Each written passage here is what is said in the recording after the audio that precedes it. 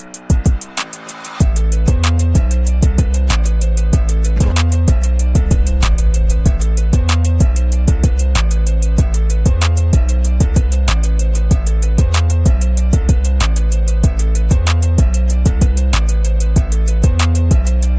and welcome to another exciting episode of the Andre The Beast Crayton Show. Today, I am excited because we're going to talk about old school music, a little bit of Motown, a little bit of funk, a little bit of jazz. And I can't do it by myself. So what I did, I had to reach out and find a local artist because I like to represent Indianapolis, Indiana. Go Hoosiers. So I went and found the number one bass player, guitarist, jazz, multiple talent artists. Welcome to the studio, the one, the only, Mr. Paul Holdman, to the show. Thanks for having me.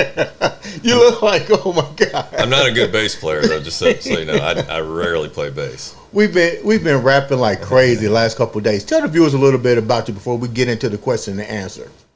Well, I'm a professional guitarist by trade. Okay. I've been in the biz for going on 35 years now, and started playing when I was 16.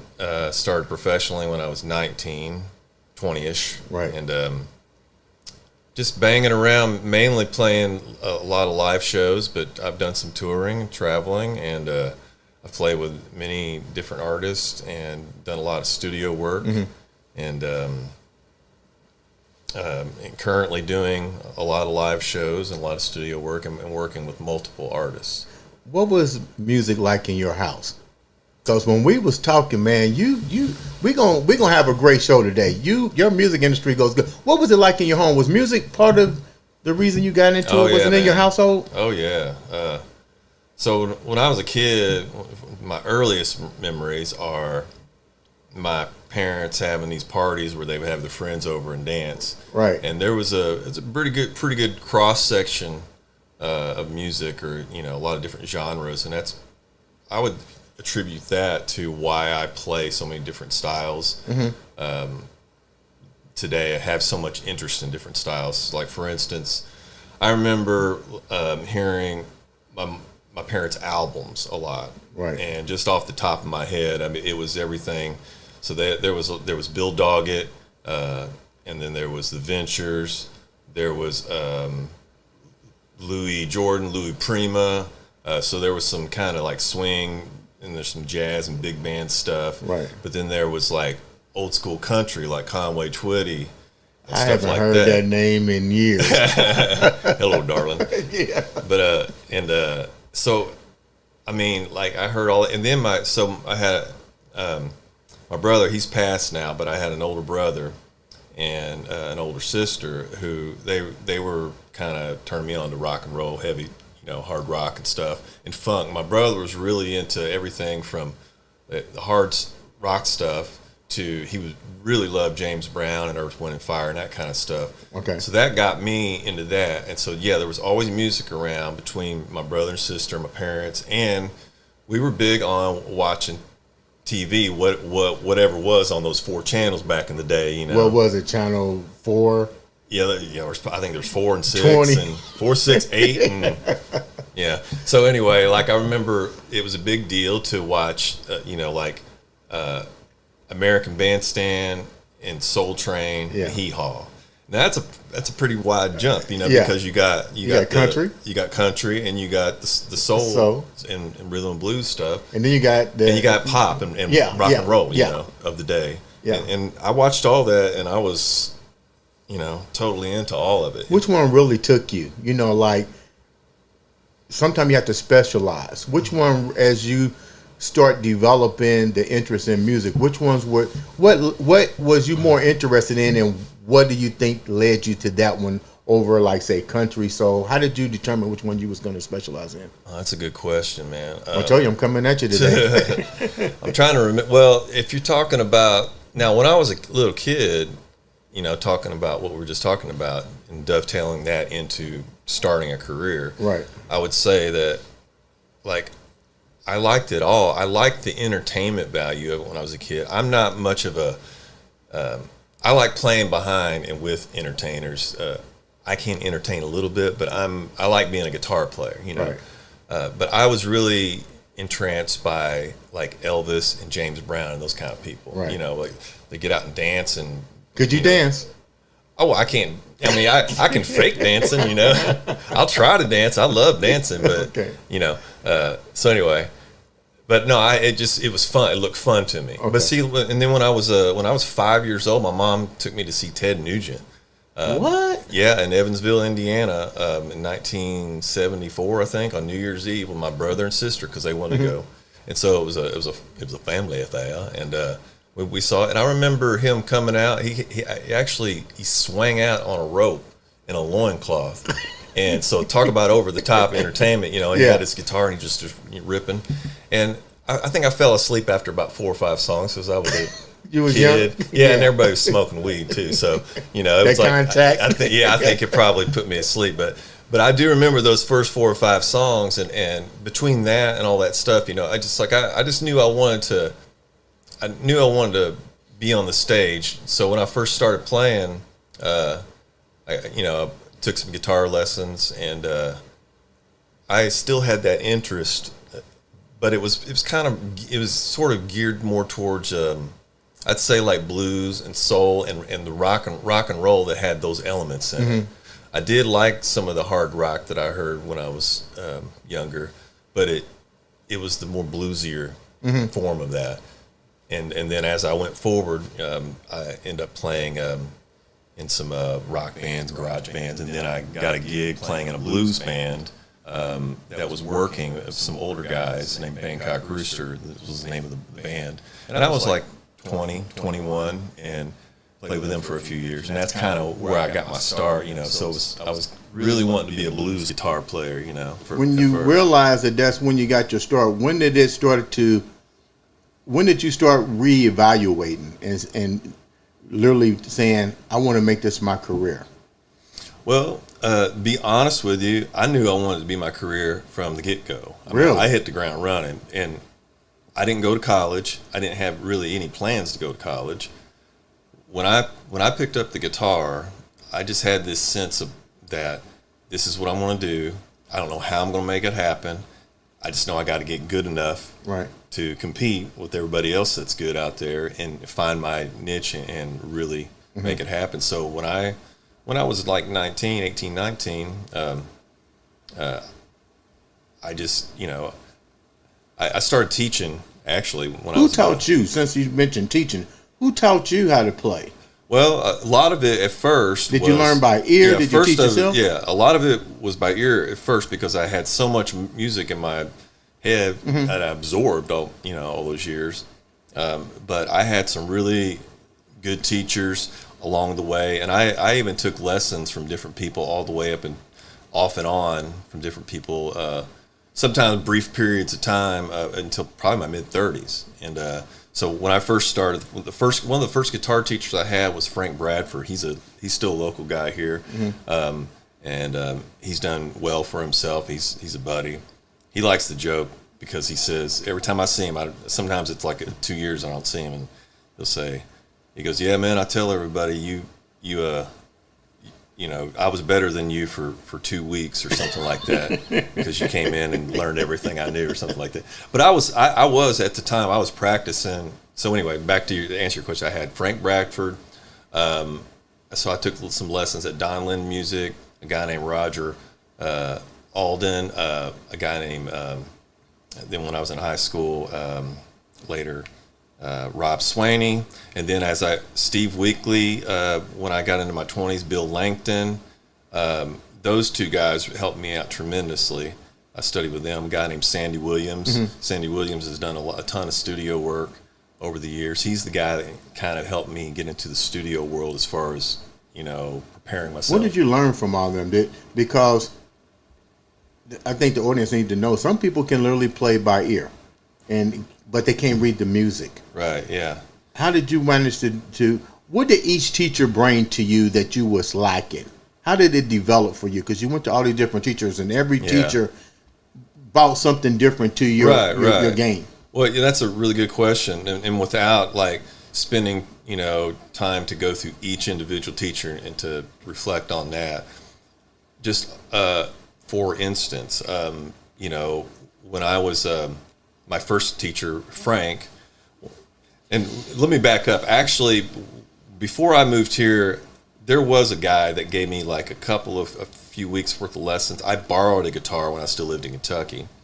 This guy was a honky-tonk guitar player. He played in a honky-tonk in Jellicoe, Tennessee. What is a honky-tonk? I mean, it's a dive bar, okay. Where they're playing, they were playing whatever. You don't know what you're going to walk into? Yeah. It's like and I was like, I was like 16, and I borrowed a guitar to take a few lessons from a buddy who had a couple of guitars. Right. And so his name was Terry McDonald, and I remember, and he taught me how to play a few riffs, and I took to it right away. And so I had to give the guitar back. We moved here, and eventually I got another guitar. Didn't you want to keep that guitar and go to the crossroads like your boy did and see what? I didn't know anything about that at the time. I never heard anything about that business at the time. But anyway, so I moved here, and so I took with Frank, for instance. Right. I went into him, not knowing anything, and other than I knew how to play a few things by ear, and I knew a few riffs, knew some song, intros and stuff. I said, "Help me sort it out. I don't know.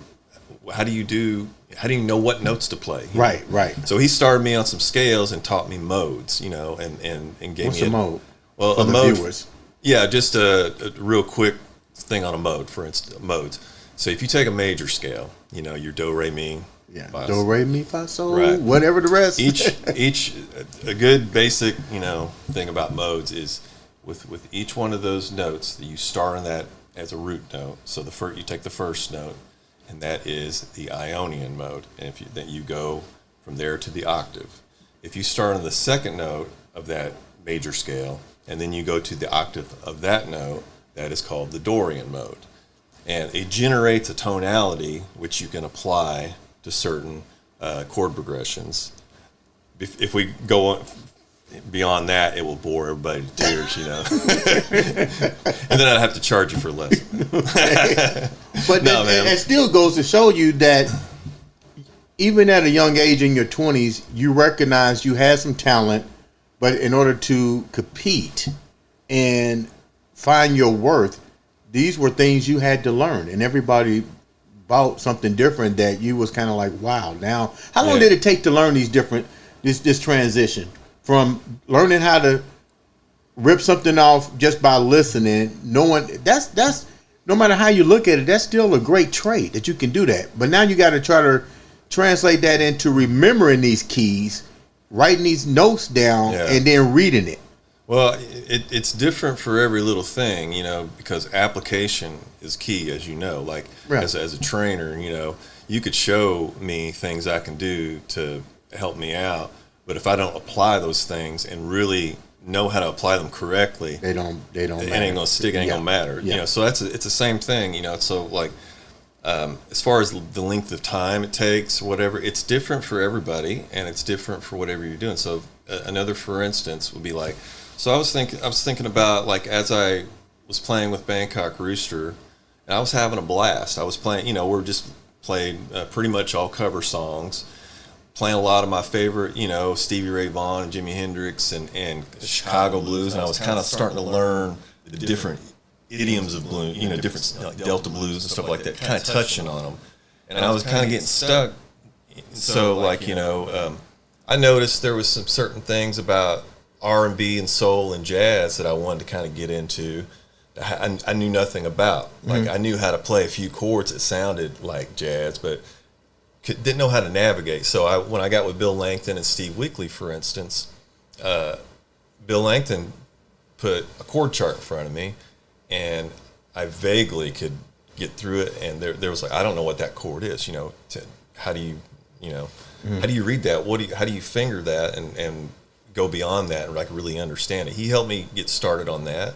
Steve Weekly helped me with things like phrasing, like, I came over his house, and Steve, for instance, back in the 70s, he was in a band called, I Funk Incorporated, I think, and they had some records out, and he developed into this wonderful jazz player, still around, good friend of mine, and like Bill, all those guys are mentors to me. Gordon Bonham's another one. He's like a blues mentor. He kind of showed me the blues stuff. As far as the time it took, I mean, like I feel like I'm still working on it, but even to this day. Well, yeah, you know. But the thing is, it's like when back to the application part of it. Like as far as you know, when I would go in and took some jazz lessons from Bill or Steve or whatever, they were teaching me different aspects of what to do, and I would try to apply those things the best I could. But I wasn't really playing with anybody. A lot of situations at the time where I could apply those directly. It was more at home, right. You know, preparing myself, and then finally I would get thrown in the lion's den or whatever, you know, and come out with my tail between my legs and realize. What was the first time you got thrown in the lion's den to really? You've been studying, now you got to go out there and see. How scary was that? Oh man, it was pretty scary. I think Bill and Steve both did that to me, and like Bill, I remember had a gig at this place. It was like an every week thing, you know. Right. He said, "Come on out and jam, man." I said, "Dude, I can't really play any jazz right now or anything." Right. Beyond, like R&B and soul and bluesy jazz, like pretty straightforward stuff. He said, "Well, that's cool, man. We'll just do that, you know." So I went out there and I started jamming with him a little bit, and fortunately the crowds weren't huge, and they didn't know what they were really hearing. You know, they just dancing, having fun, having drinks. Yeah, exactly. So that helped me a lot, and and then Steve Wickley, one time I went to see him at the Chatterbox, and I would just watch him, and eventually we got to know each other. I played him a little bit of a fingerstyle thing that I had learned from somebody, Caravan, the old Duke Ellington song. Okay. And it was kind of the Chet Atkins version. He had never heard anybody really play it like that. Right. And he was cracking up, and I didn't know if he was laughing at me because he thought it was goofy or something, but he said, "Man, that's fantastic." He said, "You need to get up here and play." And I said, "Oh, no." So He kept badgering me. I finally got up and played something real straight ahead with him and some seasoned jazz guys, more on the blues side of things. And it was great, man. It was, I realized how much I needed to work on, but also gave me some confidence to keep working at it, and apply those things to, and I also realized how much I could apply to like R&B and soul stuff, which I was getting more and more into funk, How much difference is it for you as a trained guitarist, trained musician, to switch in between these different genres? Like you get a call, which we'll talk about in a minute. We talked about the Funk Brothers. We'll elaborate on that. But to get called on the phone and come out and play in these different events, like what's the key to learning how to do that and to bring the right talent to the track? That's a really good question. I've been working on that for decades, like that ability to do that. That said, there are certain things that, like, I know my limitations, and if somebody calls me and says, I need this, and if I think, well, I know a guy that can do it better than me at this point, I will just say, oh, I'll get you a guy, Mm-hmm. But if I feel like if it's something maybe challenging, and I'm up for the challenge, I'll go ahead and say, yeah, and I do it, and I'll prepare. And so sometimes you're lucky enough to where, so say a studio calls me, or oftentimes it's somebody I've worked with before, and they say, here's the demo. I can prepare. I can listen to it, and it's a particular style. But sometimes I get kind of thrown into a situation where it's like I'm not really prepared, or right. There's no preparation. There's no preparation available, So what I do is my main thing is, so I know that I can read a chart. I know I can read a chord chart. As long as it's not something too above my skill set, and I'll talk to the artist if it's somebody I don't know ahead of time. And I'll say, hey, is this something I can just read a chord chart with? Is it? And they usually say, oh yeah, it's just this, that, or the other. And I say, okay. And often I try to, if it's somebody I don't know, I'll try to get some references. Like they say, oh, it's kind of a funky thing. It's kind of a James Brown kind of vibe.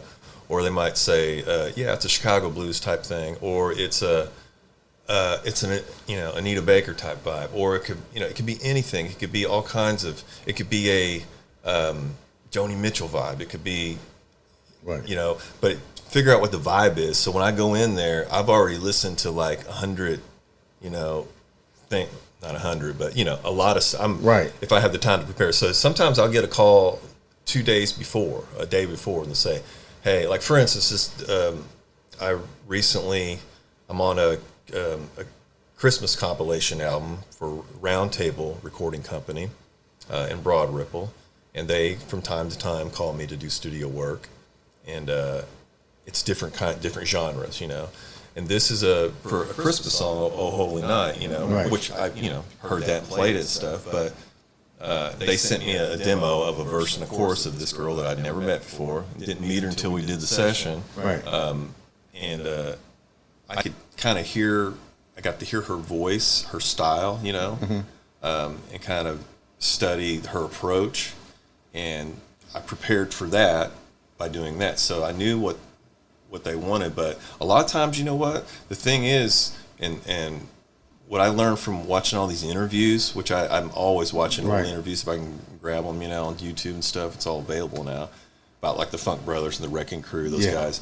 Most of the time, those cats they just went in and flew by the seat of their pants, Like Glenn Campbell, for instance.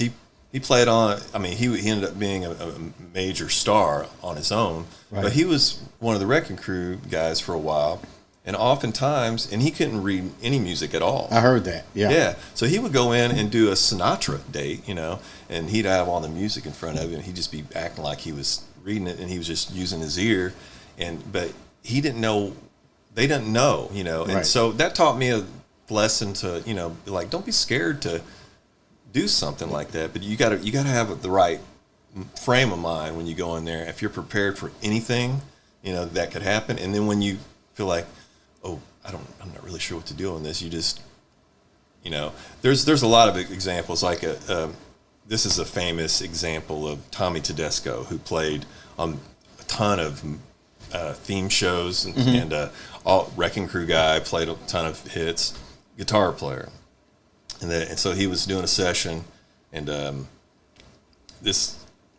I've heard this a couple of different ways, but basically they had these, partitions a lot of times in studios where you right. kind of set up, and he's playing, and the producer said, I think we need something more like a mandolin sound or something. You got one of those? He didn't have one, but he said, oh yeah, I got one, So he kind of act like he was shuffling around to get something out, and he just put a capo on his guitar, and he started playing in the real high register and faking like a mandolin sound, And the guy had no idea. Guy said, "Sounds great. Let's do it. Let's cut it." So who? I don't know if that answers your question. Oh yeah. Who are some of the? So when we first started talking, and we did the pre-interview. You remind me of, with all the talents and stuff to do. You remember the Flintstone cartoon, Hokey Carmichael, when Fred went in there with the music, and he said, "I need some beats to go with this." Hokey Carmichael, yeah, you're right, yeah. So your job is almost like that. They give you beats and you words, and you got to come up with the beats. Sometimes, yeah, it's all different scenarios. A lot of times when I get a studio call, it's something that's already kind of sort of formed, Sometimes it's fully formed. Sometimes I just simply go in and play the role of the electric guitar player. Okay. But going, kind of breaking it down from there, sometimes it's a little bit more. Sometimes it's like, well, we don't have an intro or whatever. And a lot of times those things aren't even communicated to me. So what I do, and I learned this from the Funk Brothers thing, learning about those guys. A lot of those guys came up with stuff on the spot. Yeah. But they were prepared to do that either by the rehearsal from, maybe a night before, or they were just prepared to throw in an idea. So like what I bring to the table sometimes well, actually all the time. I try to, especially if I get a demo tape. And this has happened in recent years, is that I get a call from a studio and they'll say, hey, we got a singer-songwriter. I'm gonna send you the demos. And then it's just them with an acoustic guitar or piano. Mm-hmm. No intro, just a verse and a chorus. Their intro might just be strum, strum, strum, strum, you know. Mm-hmm. What I'll do is I'll come up with 3 or 4 ideas for that intro. I'll say, hey, what do you think about this, you know? And sometimes they go, nah, you know, I don't need anything. Sometimes they go, oh, that's great, awesome, you know? And they really appreciate it. And that's why you get called back, because the studio sees that and they go, oh, this guy brings in ideas, you know? And they want that from all the musicians. You know? So if a drummer comes in, does the same thing, hey, check it out, you know, on this one part, you know, let's break it down and go from this section to this section. Right. If you go in there and you're just kind of sitting around and waiting for instructions, you know, you kind of got to do that a little bit, you know, but if you're not chiming in at all, you know, you're probably not going to get called back as much as if you have ideas. So in other words, the artist needs your feedback. Yeah, we need each other. Whether you're the guitarist, the bass, everything has to work in harmony. Yeah, I think so. Unless, you know, sometimes you do get a person that you come in and they know what everything's going to do. Yeah. And they say, hey, guitar player, what's your name? Well, Paul, you know, Paul, I want you to do this. And you say, cool, let's do it. I'm going to tell you, we talked about the Temptations. I've been watching that Temptation documentary for over 48 hours. And the best part of that, it's funny how me and you think alike. The best part of that movie was when he gave him the song about Papa was a Rolling Stone, and the Funk Brothers came in, and I'll let you tell who the Funk Brothers are, because that's the only time you heard that name was the Funk Brothers. But what was so cool about that part of the movie, here was an artist that wrote a song, because they didn't write the songs. Berry Gordy wrote the song on his team. Wrote the song about that dude's dad, the 3rd of September. But, excuse me, the bass line in that, to me, I know you heard the song. To me, that set that song more off than the actual words, even the orchestrated part of it. I'm thinking to myself, as I'm watching this movie, how in the hell did they come up with that? And it's so simple too. That's, you know, just you know, I mean, it's the Funk Brothers, like the Wrecking Crew.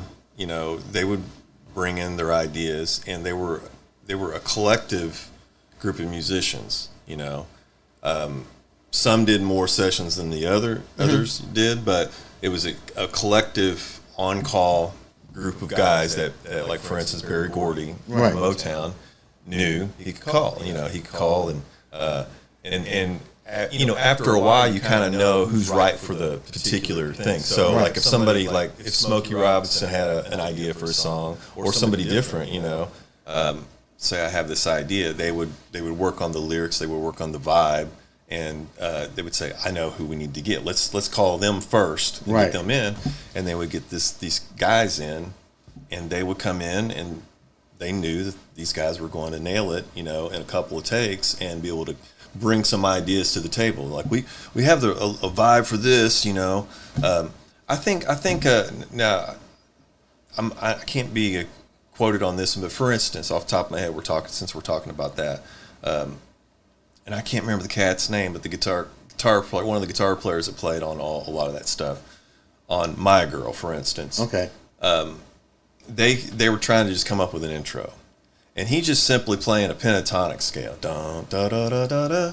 He's just going straight up that C major pentatonic scale. Mm-hmm. I think he was joking around. He was playing the simplest, kind of dumbest thing that he could play, and he was laughing about it.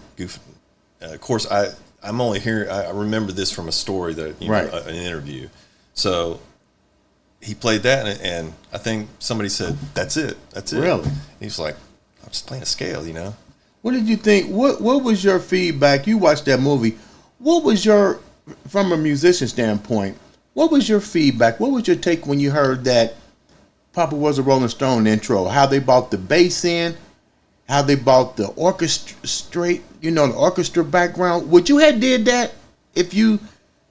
Because when the movie shows, they showed you that they read to you the words. So this is where the Hokey Carmichael comes in, and then all of a sudden, you just hear this doom doom, doom doom doom. What's your take on that? That is creative as far as I'm concerned. Man, there's so many songs that have that. Would you have changed it if you was? You know what? That's one of those things you don't know. You don't know. It's like, like for instance, from my perspective, and all the amazing, talented musicians and producers and engineers that I work with would tell you the same thing. Most of the time, but beyond the natural preparation you do for something, right? It's coming up with stuff on the spot, and usually it's sparked. Like I'm working on Tad Robinson's new album with him, and we just went in. I texted him a few nights ago, so we did the session on Wednesday. I think I texted him 2 nights ahead of time, said, "Hey, you got any demos, anything prepared for?" He said, "Nope." Just Was you mad when he said no? No. Probably hoping you were gonna say yeah. No, because in this case, I've worked with Tad. For 23, going on 24 years, so I trust him. Okay. He trusts me. I knew that if he said no, that means he's trusting that he knows that I'm going to be flexible and we're going to come up with stuff. Okay, I got so you. it was basically, and he had a guy named Steve Gomes, who toured the world playing with Ronnie Earl and other blues luminaries for decades. He flew him in, and Steve is a great lyricist. Steve collaborated on some of Tad's stuff with him, and garnered a lot of good attention. And anyway, so Steve he said nope. Steve's got some lyrics. I got some lyrics and some rough ideas. We'll sketch it out. We'll figure it out when we get there. So to answer your question, back to the Papa Was a Rolling Stone thing. It's like, man, I don't know, dude. I don't know what I would have done. If I was there, what I would have brought to the table, other than maybe I just would have. You probably been like me, damn, leave it alone. Yeah, I don't know, but it's cool. They added all the strings and everything, and then of course the wah wah guitar. And and that kind of made sense. But it's like those are all the things, and that has helped. Just listen to that just that as an example. Listening how like for instance in Motown they started adding strings. It went beyond the funk stuff of just having horns and stuff like that. Now you have, you started like you had like the Chai Lights and people like that in the day. Who's the Delphonics? Where they had these beautiful strings going on behind all these lush vocals and stuff like that. And it's as a somebody who likes to bring to the table ideas for arranging to somebody. Sometimes I use those as examples. That's the bar right there, man. Now you work with before we wrap up. You work with a lot of local talent and out of state. You've been in the business 35 years. Not 34, 35. Yeah, going on 30. Yeah, pretty much 35 years. Name some of the artists that you work with, and one of the challenging moments that you had to really show your creativity side. Well, the current people I'm working with right now, Tad Robinson, Rebecca Meldrum, and she is a fantastic soul blues singer. We've made a couple albums together, and I've been working also for this 24 years with the Wombly's Rock Orchestra. We were originally the Wombleys, and we've kind of transitioned to doing a lot of stuff. And it's a 10-piece. We do Papa Was a Rolling Stone, by the way. I got to come to that one. We do some Motown, but we also do some Led Zeppelin and stuff like that. So we kind of mix it up. It's a diverse group of musicians playing eclectic music. But so the Wombly's Rock Orchestra, and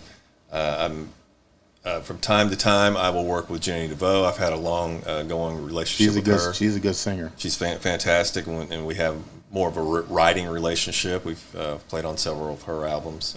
What's it like working with Jenny DeVoe? What's that like? It's fabulous. You know, it's we can't hardly shut up around each other because we both have that, and that's what sparked our friendship and our creative run together. We have this, when we get together, it's like hard for us to, you know, like hone it down, but eventually it turns into music, you know. Yeah. But it's great, and she's one of my best friends. We talk all the time. There's some newer artists I'm working with, but there's a guy named Bill Price, a wonderful singer-songwriter. I've played on all his albums, and I don't really play with him live, but he always calls me to play on his albums. And Gordon Bonham, one of my mentors, heroes, he's really helped me be a well-rounded blues player. He kind of turned me on to listen to this guy, listen to these guys, and the different idioms, the genres of blues, so to speak. There's some newer people like River James he's more in the country, old school kind of country, mixed with some new school country. I've been writing a lot of songs with him. We've done a few shows together. Man, I know I'm forgetting somebody. Look at your paper. We don't want to leave nobody out. Yeah, man. So like, those are like the kind of current people. There's a guy, Jenny's nephew, Corey Hill. I played on his whole album that Jenny co-produced with him. And how does that make you feel that you can go out and get an album and you can listen to it and be like, you know what, I played on this, I played on that, I played. It feels with great, that man. It feels like I finally, because you're not the lead singer, you know. Right. You hear Jenny DeVoe, they don't go, hey, we got Paul, you know, on the you know, playing the guitar, but you know you was part of these creations. I love it, man. That's what keeps me going. To be honest with you, it makes me tick. I mean, you know, in my career part of my life, you know. What's changed in the music industry?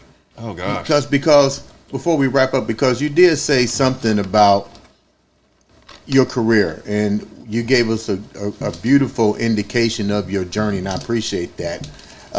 You recognized your weaknesses, you developed your weakness into strengths. Your strengths became your foundation. You're well known at what you do. But let's get real. We get older. I'm not 19 no more. We have to evolve. What part of your skills had to evolve to still keep doing what you're doing now, to stay in that beast frame of mind? That's a really good question. Man, you ask really good questions. It's a great interview. Yeah, so kind of touching on some of the things we're talking about. So, like, I love playing live. I love being first and foremost, just being a guitar player that's playing with a really good band, especially a really good singer who can entertain and talk to the crowd and let me just pick, you know. Right. And I know I have the challenge of just getting laser focused on being that guy that they want in their band, that can bring a solo and can step up and do the thing, and then step back and know how to do that. But beyond, I realized at some point, it's like, you know, I do have these other interests, like, you know, arranging and composing, and I've always been a songwriter, you know, in some degree or another. So, you know, I've got more into writing lyrics, so my interest in moving forward is to, I could really make this answer very long, but I'm going to try to whittle it down a little bit if I can. But I obviously want to continue to do live work as long as I can, as long as I'm physically healthy enough to do it and interested in doing it. I love studio work in whatever capacity. I like to expand on that as far as my arranging skills and writing skills, lyric skills, and currently doing that, so I'm happy with that. I have some ideas of working with younger artists to help them kind of do those things and kind of not be somebody necessarily who's like a talent developer or whatever, but to work with them in the capacity of songwriting and developmental skills. Yeah, like kind of, and also to be a part of that.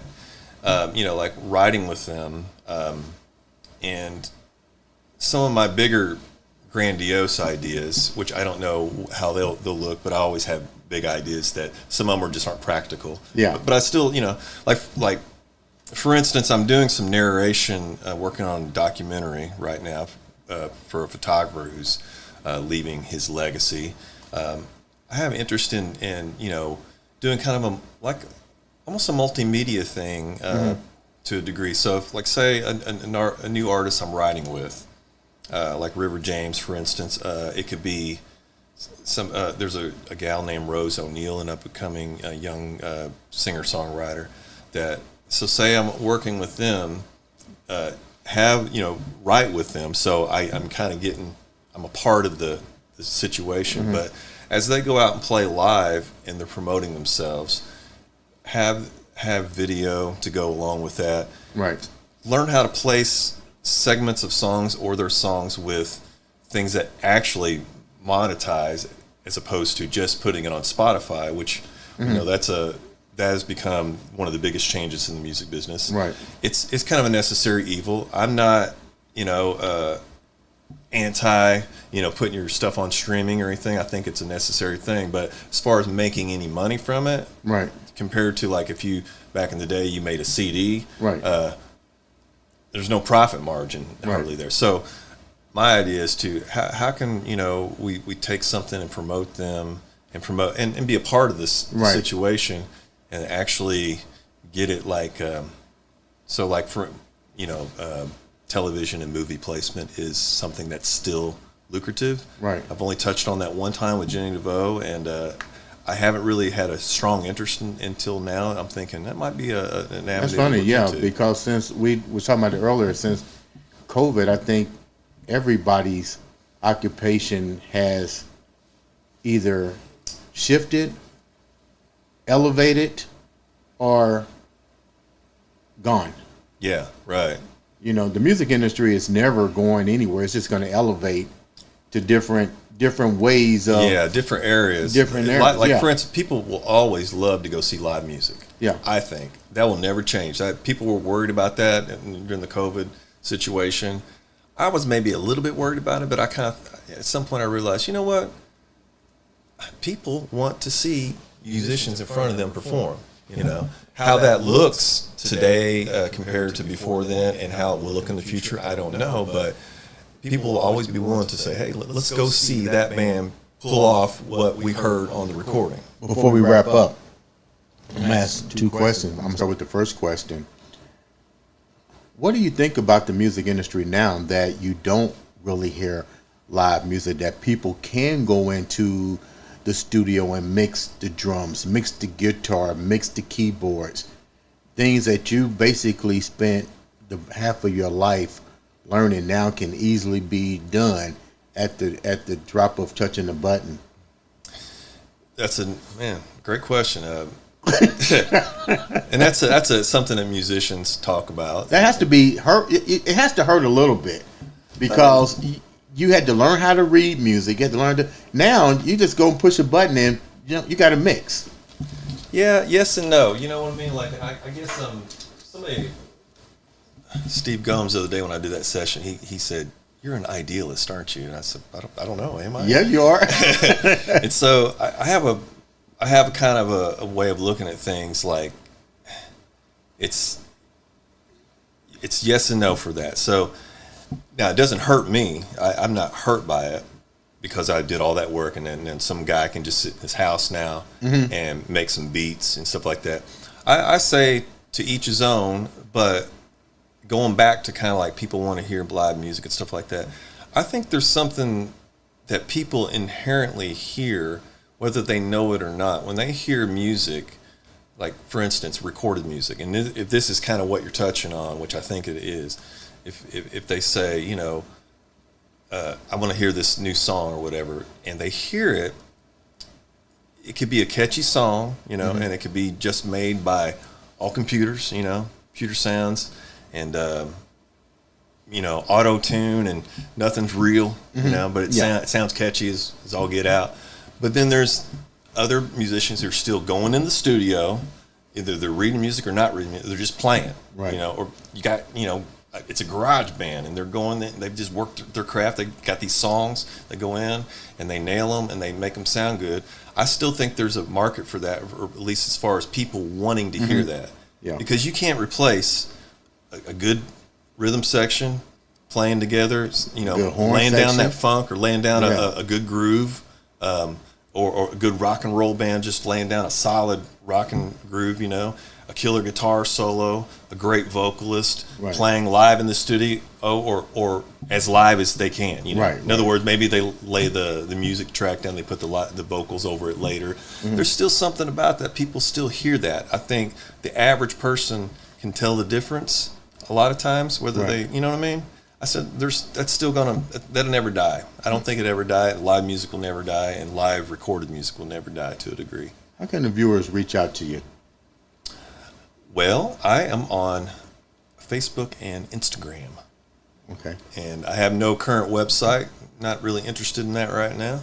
But Facebook and Instagram, and message me and come see me play with one of these fantastic artists live. Where are you performing next? I'm actually at the Jazz Kitchen next Wednesday with Rebecca Meldrum. And wow. Yeah, and it's actually called Wow Wednesdays. Wow, I know.